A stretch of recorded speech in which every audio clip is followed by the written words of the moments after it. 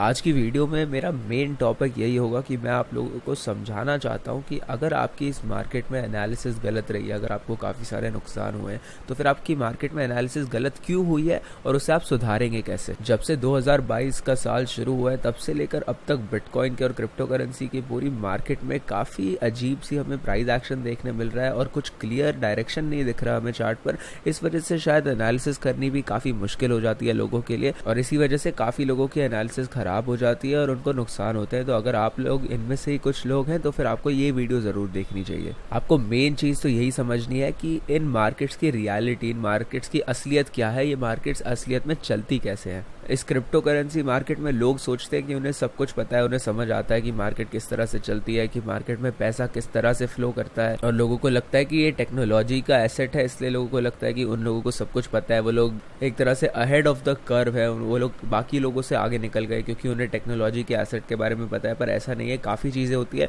जो बहुत सारे लोगों को इस मार्केट में नहीं पता होती। अब जैसे अगर आपको नहीं पता तो फिर क्रिप्टो करेंसी मार्केट बहुत सारे आउटसाइड फैक्टर्स पर भी डिपेंड करती है, जैसे हो गया हमारा डॉलर इंडेक्स, जिसके बारे में मैं कल की वीडियो में बात कर रहा था। अगर आपने वो वीडियो देखी होगी तो आपको पता होगा कि डॉलर इंडेक्स और क्रिप्टो करेंसी की मार्केट, स्पेशली बिटकॉइन की मार्केट जो होती है, ये दोनों बिल्कुल उल्टे तरीके से कोरिलेटेड होती है। जहां डॉलर जाता है बिटकॉइन यूजुअली उसकी उल्टी डायरेक्शन में जाता है। और इसके साथ साथ जो बाकी देशों की स्टॉक मार्केट्स होती है वो भी क्रिप्टो करेंसी मार्केट को थोड़ा बहुत इन्फ्लुएंस करती है। तो यहाँ पर हम S&P 500 की बात करते हैं। अगर आपको नहीं पता ये क्या होता है तो S&P 500 यूएस के सबसे बड़ी 500 कंपनीज का एक इंडेक्स होता है। इन 500 कंपनीज को गिन के ये एक इंडेक्स बनाया जाता है, तो फिर ये यूएस की स्टॉक मार्केट की एक अच्छी पूरी पिक्चर दिखा देता है आपको। और इसी तरह से बाकी देशों के भी इंडेक्सेस होते हैं, जैसे हो गया यूके में होता है यूके का 100 इंडेक्स, और जर्मनी में भी ऐसा होता है, जापान में भी ऐसा होता है, इंडिया में भी ऐसा होता है। हर एक कंट्री का, इंडिया में हमारे पास जैसे सेंसेक्स और निफ्टी हो गया जो टॉप कंपनीज का दिखाता है, तो फिर ऐसे हर कंट्री के पास अपना इंडेक्स होता है।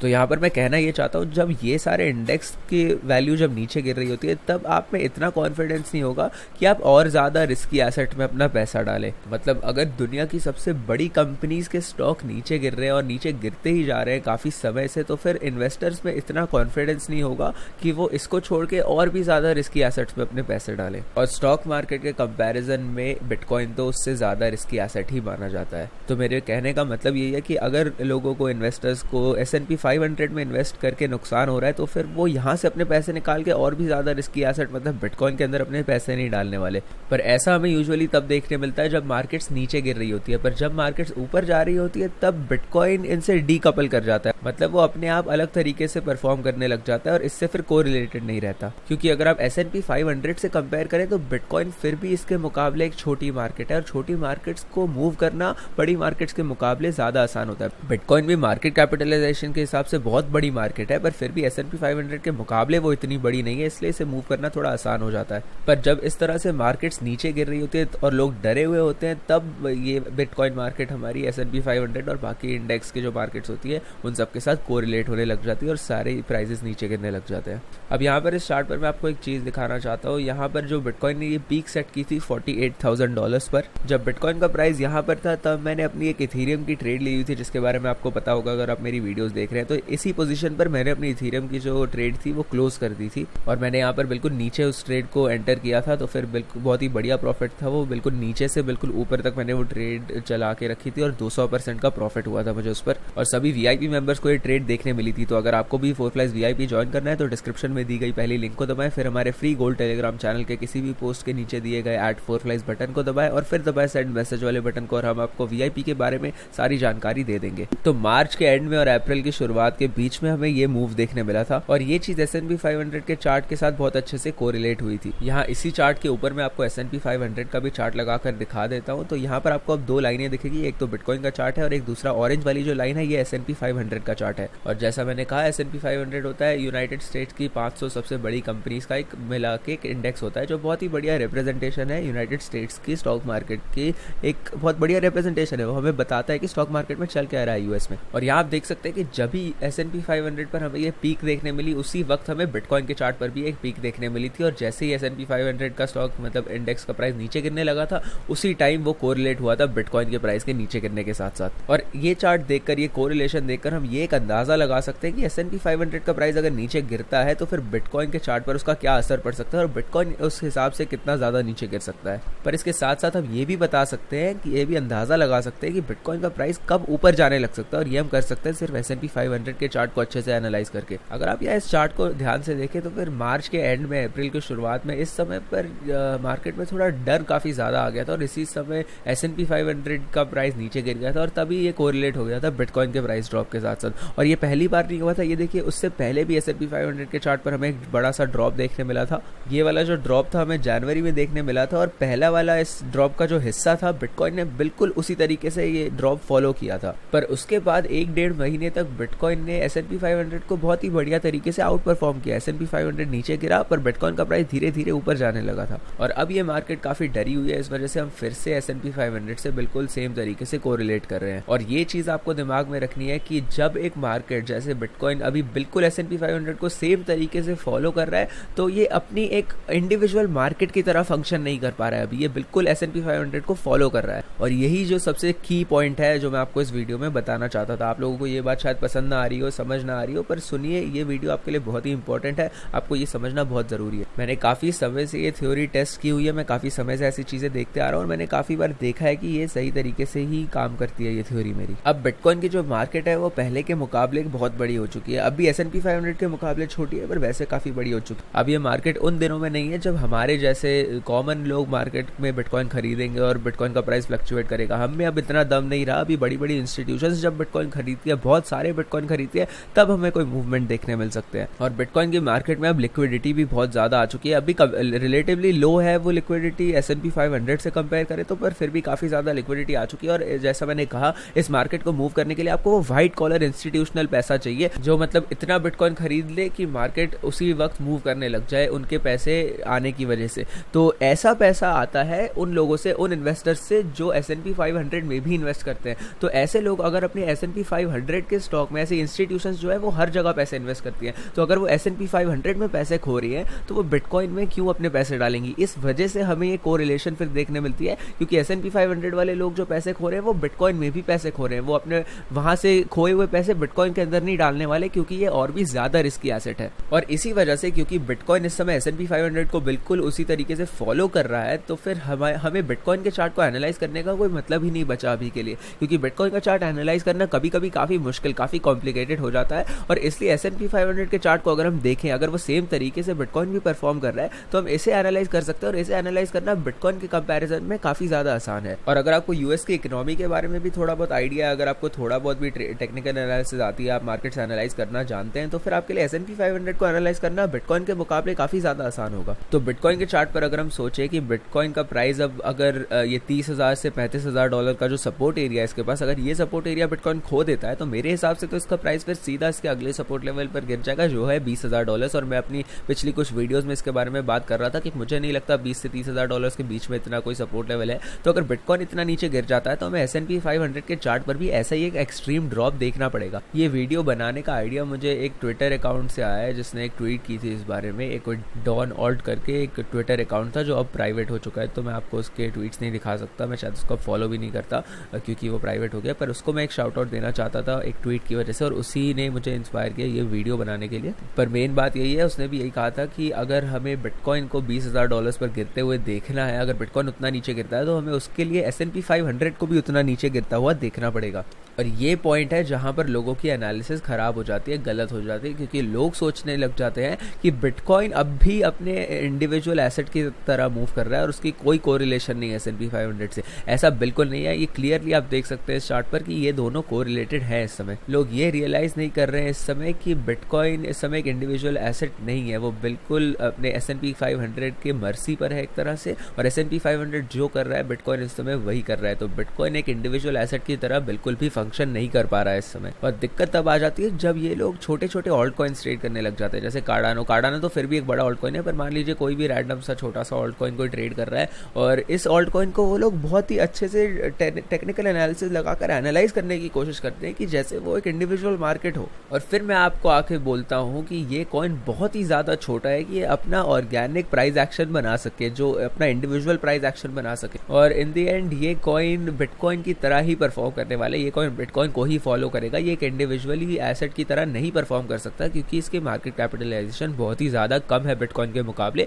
और जहाँ बिटकॉइन जाएगा ऐसे छोटे कॉइन्स भी उसी दिशा में जाएंगे। और ये जो पूरी क्रिप्टो करेंसी मार्केट है ये बिटकॉइन से इंडिपेंडेंट होकर कभी चल ही नहीं सकती। यहाँ कॉइन मार्केट कैप की वेबसाइट पर अगर आप ये सारे कॉइन्स देखें, इनके जो ग्राफ्स दिख रहे हैं आपको, अगर आप इन्हें देखें तो ये जो 7 डे चार्ट्स है ये ऑलमोस्ट सारे सिमिलर लग रहे हैं, बहुत सिमिलर लग रहे हैं। आप यहाँ देख सकते हैं कि ओवरऑल इन सभी कॉइन्स के प्राइस नीचे गिर रहे हैं। हाँ, यहाँ बीच में सबको ये एक स्पाइक देखने मिला था, तो ये भी चीज़ फॉलो किया है सारे कॉइन्स ने बिटकॉइन से। तो यहाँ पर एक चीज़ तो बहुत ही अच्छे तरीके से क्लियर हो जाती है कि ये सारे जो ऑल्ट कॉइन्स हैं इनकी मार्केट कैप और इनकी लिक्विडिटी बहुत ही कम है बिटकॉइन के मुकाबले, और इसी वजह से ये सारे कॉइन सीधा सीधा बिटकॉइन को फॉलो कर रहे हैं, और इनके जो ड्रॉप्स हैं ये बिटकॉइन से भी ज़्यादा बड़े हैं। तो ये तो हम क्लियरली देख सकते हैं कि बिटकॉइन जिस दिशा में जा रहा है, जो कि एक डाउन ट्रेंड है इस समय शॉर्ट टर्म में, सारे कॉइन्स उसको फॉलो कर रहे हैं। और अब यहाँ पर इस मार्केट के अंदर बिटकॉइन जिस तरह से परफॉर्म कर रहा है, S&P 500 भी बिल्कुल उसी तरह से परफॉर्म कर रहा है। पर ये सिनारियो उल्टा है, जहाँ पर S&P 500 जिस दिशा में चल रहा है बिटकॉइन उसे फॉलो कर रहा है, और बिटकॉइन को बाकी सारे ऑल्ट कॉइन फॉलो कर रहे हैं।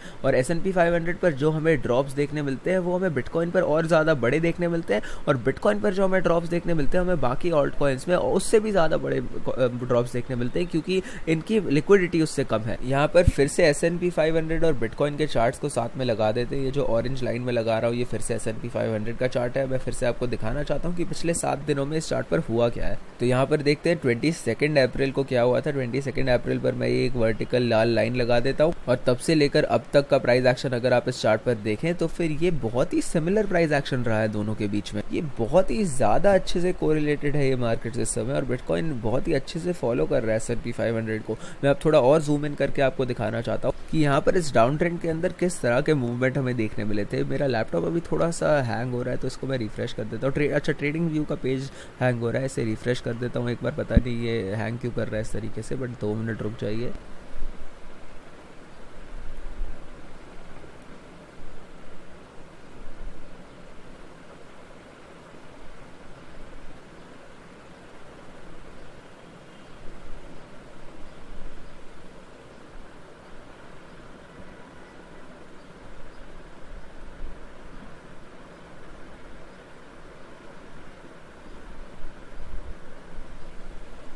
चलिए अब ट्रेडिंग व्यू सही से चल रहा है। तो यहाँ पर मैं आपको ये दोनों चार्ट्स दिखाना चाहता हूँ, S&P 500 और बिटकॉइन का चार्ट दोनों एक साथ मैंने आपको लगा कर दिखाया हुआ है। बहुत ही बढ़िया तरीके से हमें इन दोनों में कोरिलेशन देखने मिली है पिछले हफ्ते में। शुरू में S&P 500 ने बहुत ही अच्छे तरीके से ऊपर की तरफ एक मूव किया था, बिटकॉइन ने उसे फॉलो किया था, और उसके बाद जैसे जैसे S&P 500 मूव करता गया बिटकॉइन का चार्ट भी उसी तरीके से मूव करता गया। फिर यहाँ पर मेरे टाइम जोन में जो UTC 1800 है उस टाइम पर 21 अप्रैल को S&P 500 टॉप आउट हो गया था। UTC वैसे दुबई टाइम होता है, मैं दुबई में रहता हूँ तो यहाँ का टाइम जोन के हिसाब से 21 अप्रैल को ये टॉप आउट हुआ था, और उसी समय बिटकॉइन भी टॉप आउट हुआ था, आप देख सकते हैं यहाँ पर। और उसके बाद हमें बहुत ही बड़ा डंप देखने मिला। S&P 500 को थोड़ा सा स्लो डाउन देखने मिला, ज़्यादा नहीं, पर बिटकॉइन को थोड़ा अच्छा स्लो डाउन देखने मिला, थोड़ा सा रुक के बिटकॉइन नीचे गिरा। फिर उसके बाद ये डंप कंटिन्यू होने के बाद हमें एक साइडवेज लंबी सी रेंज देखने मिली बोरिंग सी, जहाँ पर ज़्यादा प्राइस एक्शन नहीं हुआ, और बिटकॉइन के चार्ट पर भी हमें ऐसी ही एक रेंज देखने मिली। उसके बाद S&P 500 और बिटकॉइन के चार्ट दोनों पर ही हमें एक स्पाइक देखने मिली ऊपर की तरफ, पर वो जो मूव था वो होल्ड नहीं हो पाया, और उसके बाद हमें एक क्रैश देखने मिला।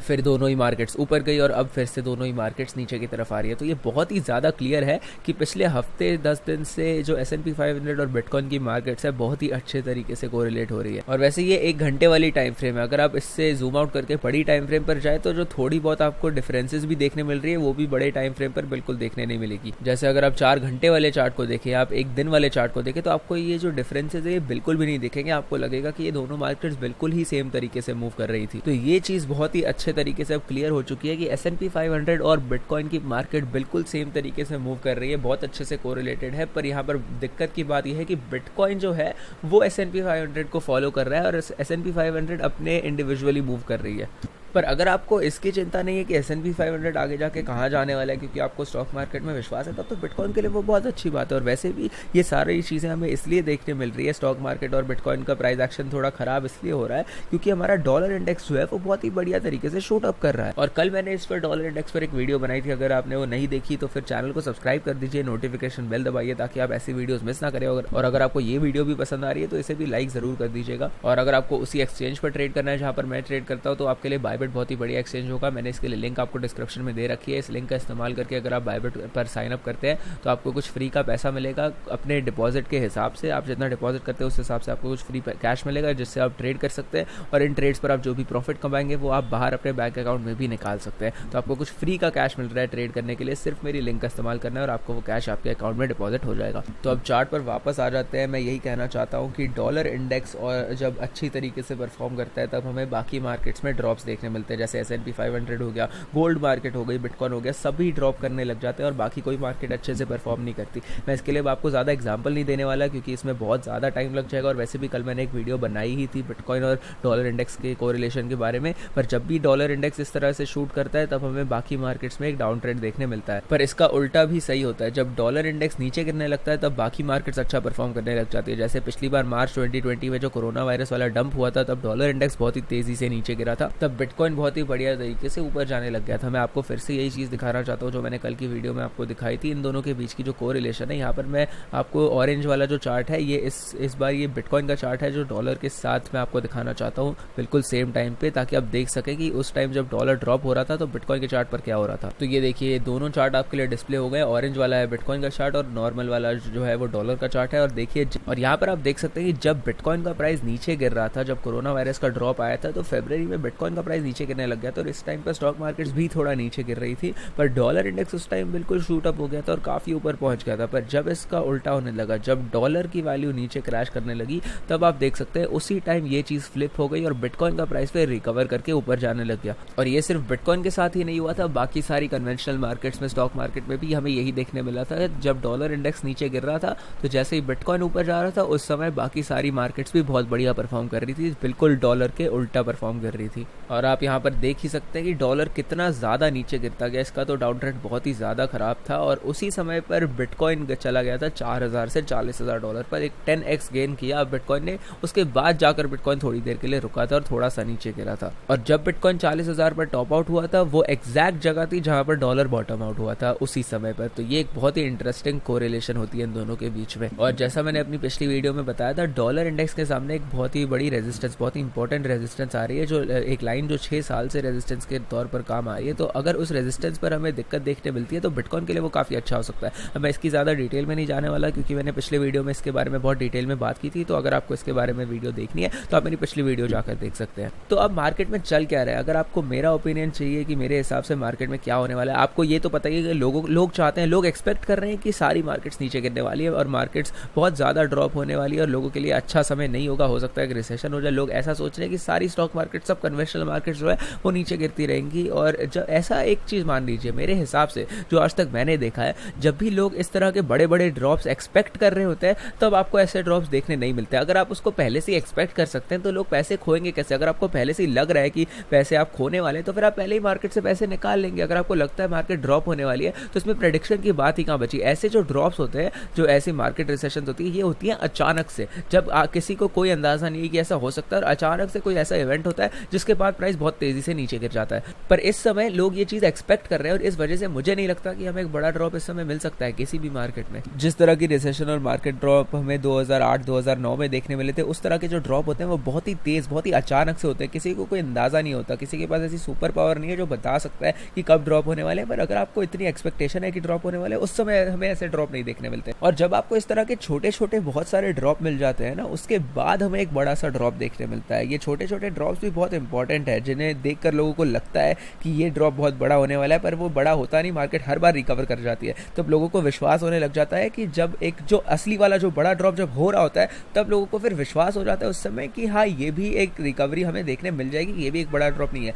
पर जब लोग ये एक्सपेक्ट कर रहे होते हैं कि मार्केट रिकवर कर जाएगी, जब लोगों को इतना विश्वास हो जाता है काफ़ी सारे छोटे ड्रॉप्स देखने के बाद, तभी होता है कि जब वो बड़ा वाला ड्रॉप आ जाता है मार्केट में और वो सबको हैरान कर देता है। तो जो लोग बिल्कुल भी विश्वास नहीं करते कि प्राइस ऊपर जाएगा, जो लोग नॉन बिलीवर्स होते हैं, जो बेयर्स होते हैं, हर बार बेयर्स हार जाते हैं, बुल्स हमेशा मार्केट को ऊपर ले जाते हैं। और ऐसे 4-5 ड्रॉप देखने के बाद जब जो नॉन बिलीवर्स थे वो विश्वास करने लग जाते हैं कि प्राइस अब तो ऊपर जाएगा ही, अब ये छोटा सा ड्रॉप होगा, उसके बाद हमें रिकवरी देखने मिल ही जाएगी, वो समय होता है जब मार्केट सबको हैरान कर देती है। और आप बिल्कुल अगर चौकन्ना नहीं है तो आप अपने पैसे खो देंगे, क्योंकि वो होगा वो बड़ा वाला ड्रॉप जिस पर आपने ध्यान नहीं दिया। तो इस तरह के ड्रॉप हमेशा ऐसे ही अनएक्सपेक्टेड तरीके से आते हैं। और इसी वजह से मैं ये कहना चाहता हूँ कि मेरे हिसाब से ये सिनेरियो इस समय मार्केट में नहीं है, क्योंकि लोग ऑलरेडी चौकन्ना है, लोगों को लग रहा है कि ये मार्केट नीचे गिरने वाली है, लोग पहले से ही बेरिश है, इसलिए लोग अगर ऑलरेडी प्रेडिक्ट कर रहे हैं कि प्राइस नीचे गिरने वाला है तो मुझे नहीं लगता प्राइस नीचे गिरेगा। इस टाइम ये प्राइस रिकवर हो जाएगा, मुझे नहीं लगता कि हमें ज़्यादा बड़ा ड्रॉप देखने मिलेगा। और S&P 500 में भी जब से कोरोना वायरस क्रैश के बाद से रिकवरी हुई है तब से ये बहुत ही ज़्यादा तेज़ी से ऊपर जा रहा है, हमें कोई इतना बड़ा वो नहीं देखने मिला, करेक्शन नहीं देखने मिला, और अब हमें उसी तरह का एक करेक्शन देखने मिल रहा है इस चार्ट पर, और हमें बिटकॉइन के चार्ट पर भी हमें ऐसा ही एक बड़ा सा करेक्शन देखने मिल रहा है, जो शायद मेरे हिसाब से ड्यू था, हमें काफ़ी टाइम से हमें मिली नहीं थी ऐसी करेक्शन। पर अगर आप बिटकॉइन को देखें तो फिर ये चार्ट इतनी तेज़ी से इसका प्राइस नीचे नहीं गिर रहा, क्योंकि यहाँ पर बिटकॉइन के पास इसके नीचे सपोर्ट है जो S&P 500 के पास नहीं है। जब पहले बिटकॉइन नीचे गिरा था तो यहाँ 30 से 35,000 डॉलर्स की जो रेंज थी इसके बीच में बिटकॉइन ने बहुत समय तक ट्रेड किया था, और उस वजह से यहाँ पर कुछ इंपॉर्टेंट लेवल्स एस्टैब्लिश हो चुके हैं जो इस समय बिटकॉइन को ऊपर रख रहे हैं। पर अगर आप S&P 500 को देखें तो इसके पास ऐसा कोई लेवल नहीं है, ये एक स्ट्रेट लाइन में ऊपर जाता रहा और इस वजह से अब इसके पास कोई इस तरह का सपोर्ट लेवल नहीं है। तो यहाँ अगर आपको S&P 500 के चार्ट पर कोई इंपॉर्टेंट सपोर्ट लेवल ढूंढने हैं तो आपको इसके लिए मूविंग एवरेजेस का इस्तेमाल करना पड़ेगा, या फिर आपको हॉरिजॉन्टल लाइंस बनानी पड़ेगी। जैसे हॉरिजॉन्टल लाइन तो इंपॉर्टेंट वाली लास्ट वहीं पर है जहाँ पर हमारा कोरोना वायरस से पहले वाला मार्केट टॉप था, वो हमारी एक इंपॉर्टेंट सपोर्ट लेवल है, पर वो काफ़ी नीचे है इस समय। और अगर आप यहाँ पर इसे मेजर करें तो एक 18% का ड्रॉप होगा यहाँ से, जो एक इंडेक्स के लिए एक बहुत ही बड़ा क्रैश होता है, तो ये बहुत ही बुरा होगा इस मार्केट के लिए, वो तो पूरी तरह एक डाउन ट्रेंड ही हो जाएगा, उसको एक मार्केट क्रैश ही कहेंगे हम फिर। तो इसलिए वो सपोर्ट लेवल के बारे में तो हमें सोचना ही नहीं चाहिए, क्योंकि वो बहुत दूर है अभी। पर अगर इस तरह का हमें ड्रॉप मिलता है तो फिर वो बिटकॉइन के लिए बहुत ही खराब होगा। यहाँ पर मैं आपको मूविंग एवरेजेस दिखाना चाहता हूँ, ये वीकली चार्ट पर जो सारी मूविंग एवरेजेस है, ये सारे सपोर्ट लेवल्स जो थे, ये S&P 500 का चार्ट अब फेल कर चुका है। पर यहाँ पर जो 200 हफ्ते वाला जो मूविंग एवरेज है ये अब भी हमारे पास है, पर वो भी सपोर्ट लाइन काफ़ी नीचे है इस समय, तो हमें एक ड्रॉप तो देखने मिलेगा ही इस हिसाब से। तो यहाँ पर S&P 500 के चार्ट पर कोई सपोर्ट ना होने के कारण से बिटकॉइन का प्राइस बहुत ड्रॉप हो सकता है, क्योंकि S&P 500 अपने अगले सपोर्ट को ढूंढेगा और तब तक बिटकॉइन का प्राइस भी नीचे गिरता ही रहेगा अगर ये इसी तरह से कोरिलेटेड रहे तो जब तक S&P 500 रिकवर नहीं करती तब तक बिटकॉइन के चार्ट पर भी हमें इतनी ज़्यादा डिमांड नहीं दिखने वाली, क्योंकि अगर आपके कन्वेंशनल मार्केट में ज़्यादा सेफ मार्केट के अंदर भी आपको इतने बड़े ड्रॉप्स देखने मिल रहे हैं, तो आप बिटकॉइन में जो कि ज़्यादा रिस्की एसेट है उसके अंदर अपने पैसे क्यों डालेंगे। लोग रिस्की एसेट में पैसे तभी डालते हैं या तो जब वो डेस्परेट होते हैं, या फिर जैसे बड़ी इंस्टीट्यूशन जो होती है वो लोग पैसे तब डालते हैं जब वो ऑलरेडी दूसरी मार्केट्स में, सेफ मार्केट्स में पैसे कमा चुके होते हैं। जब उन्होंने ऑलरेडी पैसे कमा लिए हो तब वो और रिस्क लेने के लिए तैयार होते हैं, और तब वो अपने रिस्क प्रोफाइल को एक्सपैंड करके तब ज़्यादा रिस्की एसेट में पैसे डालते हैं। और अभी हमारे पास ऐसी कोई सिचुएशन नहीं है, इस वजह से मुझे तो लगता है कि S&P 500 का जो मार्केट है वो इंडेक्स है ये नीचे गिरता ही रहेगा, और जब तक ये नीचे गिरता रहेगा और इससे जब तक सपोर्ट नहीं मिलता कहीं से, तब तक बिटकॉइन का प्राइस भी नीचे गिरता रहेगा। और अगर आप इस वीडियो का टाइटल देखें तो मैं यही कहना चाहता हूँ कि आपकी एनालिसिस इस मार्केट में गलत शायद इसलिए है क्योंकि आप ये सारी चीज़ें मार्केट में अकाउंट में नहीं ले रहे हैं, ये सारी चीज़ें आप कंसिडर ही नहीं कर रहे हैं कि S&P 500 और डॉलर इंडेक्स, ये सारी चीज़ें किस तरह से बिटकॉइन को इन्फ्लुएंस करती हैं। और इसी तरह से जो लोग ऑल्ट कॉइन ट्रेड करते हैं वो भी ये सोचते हैं कि ऑल्ट कॉइन बिटकॉइन के साथ कोरिलेटेड नहीं है, पर ये तो आप बस फैक्ट्स को इग्नोर कर रहे हैं। लोग इसे अगर इंडिविजुअली एनालाइज करने जाएँ तो फिर आप ऑल्ट कॉइन्स में भी पैसे नहीं कमा सकते, और वैसे थोड़े बहुत एक्सेप्शंस होते हैं, जैसे आवे करके कॉइन है, इसका चार्ट थोड़ा सा अलग दिख रहा है, पर यूजुअली सारे ऑल्ट कॉइन्स बिटकॉइन की तरह ही परफॉर्म करते हैं और बिटकॉइन को ही फॉलो करते हैं। यहाँ पर अगर आप इन कुछ ऑल्ट कॉइन्स को देखें तो फिर यहाँ आयोटा को आप देख लीजिए, बिटटॉरेंट को देख लीजिए, वेव्स को देख लीजिए, मेकर को देख लीजिए, चारों कॉइन्स अगर आप इनके जो 7 दिन वाला चार्ट है इसे अगर आप देखें तो फिर ये सब आपको तो बिल्कुल सेम, मुझे तो बिल्कुल सेम लग रहे हैं, ऑलमोस्ट बिल्कुल सेम है। तो यही मेन चीज़ है, आपको ये सारी चीज़ें इस समय इंडिविजुअली एनालाइज करके कुछ नहीं मिलने वाला, आपको उस चीज़ को ढूंढना है जो इन मार्केट्स को इस समय इन्फ्लुएंस कर रही है, जैसे डॉलर इंडेक्स हो गया या फिर S&P 500 की मार्केट हो गई, उस तरह से आपको ये चीज़ ढूंढनी है जो इन मार्केट्स को इस समय कंट्रोल कर रही है। जैसे ऑल्ट कॉइन को बिटकॉइन कंट्रोल करता है, तो उसी हिसाब से बिटकॉइन को इस समय S&P 500 और डॉलर इंडेक्स कंट्रोल कर रही है। मैं इसका आपको एक अजीब सा एग्जांपल देना चाहता हूँ, जैसे मान लीजिए कोई किंगडम है जहाँ पर आपको जानना है कि आपके जो राजा रानी है आपके वो ऑपोजिट है, आपके बिल्कुल दुश्मन है, आप जानना चाहते हैं कि उनकी पॉलिसीज़ क्या है, उनकी फाइनेंशियल पॉलिसी क्या है, उनकी वॉर पॉलिसी क्या है, ये सारी चीज़ें पता किसको होगी, हाई रैंक वाले सोल्जर्स को पता होंगी, या राजा रानी खुद उन्हें पता होगी। और आप जाके पूछ रहे हैं फार्मर से, आप जाके पूछ रहे हैं गरीबों से, जो शहर के सिविलियन है उन लोगों से आप जाकर पूछ रहे हैं कि इस शहर की पॉलिसी क्या है, इस किंगडम की पॉलिसीज़ क्या है, हमें वॉर पॉलिसी बताइए। अब आपको थोड़ी पता चलने वाला है इन लोगों से, कॉमन लोगों से, कि वॉर पॉलिसी क्या है, वो तो आपके हाई रैंक वाले लोगों को ही पता होगी। तो बेसिकली मैं इसे ऐसे कहना चाहूँगा कि you are going to the wrong people, आप गलत लोगों के पास जा रहे हैं ये चीज़ पता करने के लिए।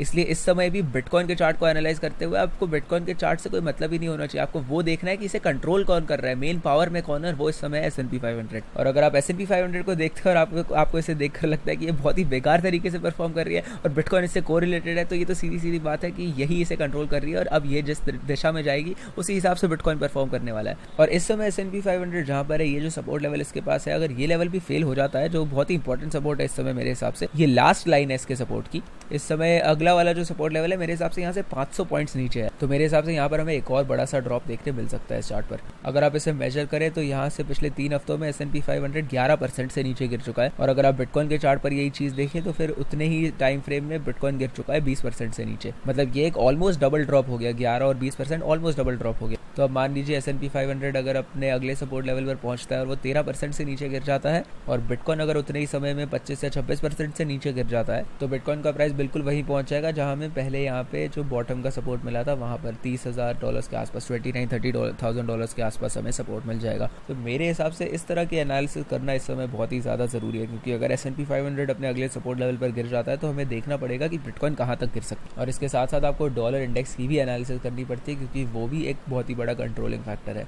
अब मैं ये नहीं कह रहा कि आपको बिटकॉइन को देखना ही नहीं चाहिए, सिर्फ इन्हीं मार्केट्स के हिसाब से आपको अपनी एनालिसिस करनी चाहिए, वो तो गलत होगा, क्योंकि बिटकॉइन ही मेन एसेट है जो आप ट्रेड करना चाहते हैं, तो आपको बिटकॉइन को भी देखना ही पड़ेगा। पर अभी आप देख सकते हैं कि यहाँ क्लियर कोरिलेशन है और बिटकॉइन इन मार्केट्स को ही फॉलो कर रहा है, इन मार्केट्स के हिसाब से ही चल रहा है, तो आपको इन पर भी बहुत अच्छे से नज़र रखना बहुत ज़रूरी है। और वैसे यहाँ पर अगर हम इस बिटकॉइन के चार्ट को देखें तो फिर ये जो ट्रेंड लाइन थी, तो यहाँ हमें एक तरह का डबल टॉप पैटर्न वैसे देखने मिल चुका है, जहाँ पर 2 बार हम इस सपोर्ट लाइन से, 3 बार इस सपोर्ट लाइन से जो रेजिस्टेंस बदल चुकी है, इससे हम रिजेक्ट हो चुके हैं। तो मैं मार्केट में ऐसी चीज़ें भी देखना चाहता हूँ, मैं बिटकॉइन के चार्ट को भी इस तरह से एनालाइज करना चाहता हूँ, पर इसके साथ साथ मैं ये भी देखना चाहता हूँ कि बाकी मार्केट्स में क्या चल रहा है, जो मार्केट्स बिटकॉइन से बड़ी है, जो बिटकॉइन की मार्केट को कंट्रोल कर सकती है, उन मार्केट्स में इस समय क्या चल रहा है। मैं ये दिमाग में रखना चाहता हूँ कि जो बिग मनी है, जो दुनिया में जो इंस्टीट्यूशंस जिन पैसों से ट्रेड करती है, जो बड़ा पैसा है, वो कहाँ से कहाँ जा रहा है, क्या वो डॉलर से S&P 500 में जा रहा है या S&P 500 से बिटकॉइन में जा रहा है, वहाँ क्या चल रहा है। जो इंस्टीट्यूशंस है बड़ी बड़ी, जो फाइनेंशियल कंपनीज है बड़ी बड़ी, वो किस तरह से ट्रेड कर रही है, वो बड़ा पैसा जो है, जो बिग मनी है, वो कहाँ जा रहा है। आप देख सकते हैं कि गोल्ड में भी हमें काफी बड़ा ड्रॉप देखने मिला है, हमें 1.5% से ज्यादा का ड्रॉप देखने मिला है। अब क्रिप्टो के हिसाब से कुछ नहीं है, पर गोल्ड के लिए बहुत ही बड़ा ड्रॉप होता है ये। यहाँ आप देख सकते हैं पिछले 50 दिनों में गोल्ड का प्राइस 8-8.5% से नीचे गिर चुका है, और डॉलर इंडेक्स इसी समय पर ऊपर जा रहा है। डॉलर और गोल्ड भी